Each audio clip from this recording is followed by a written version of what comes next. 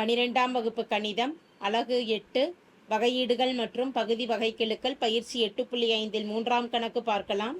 v of x, y equal to x square minus xy plus 1/4 y square plus 7, x, y belongs to R எனில் வகையீடு dv ஐ காண்க என கேட்கப்பட்டுள்ளது. அப்போ வகையீடு முதல்ல எழுதிக்கலாம். வகையீடு dv என்பது v என்ற மாறியானது x மற்றும் y என்ற இரண்டு மாறிகளை சார்ந்து இருக்கிறதுனால பகுதி வகையீடுகள் கணக்கிட்டு அந்த பகுதி வகையீட்டை dx ஆல dy ஆல பெருக்கிக்க வேண்டியதுதான்.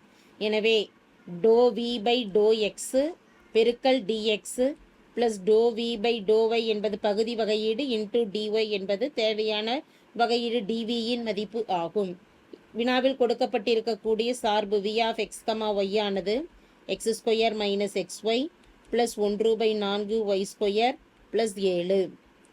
டோ v பை டோ எக்ஸ் எக்ஸை பொறுத்து பகுதி வகையீடு செய்யும் பொழுது 2x, எக்ஸ் ஒய் மாறிலியாக இருக்கும். மைனஸ் எக்ஸுக்கு மட்டும் 1ன்னு கொடுத்துடலாம் பெருக்கல் ஒய் ப்ளஸ் 1/4 என்பது மாறிலி மதிப்பு. ஒய் ஸ்கொயரை எக்ஸை பொறுத்து வகைப்படுத்தும் பொழுது 0, 7ங்கிற மாறிலி மதிப்பு 0 ஆகிடும்.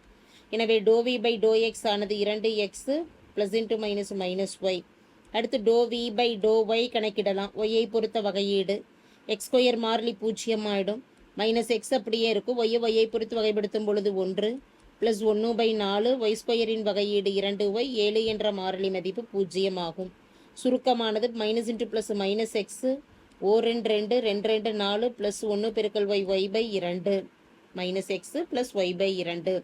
தேர்ஃபோர் தேவையான dv என்ற வகையீடானது டோ v பை டோ எக்ஸின் மதிப்பு 2x மைனஸ் ஒய் பெருக்கல் dx ப்ளஸ் டோ v பை டோ ஒய்யின் மதிப்பு minus x plus y by 2 பெருக்கல் dy ஆகும்.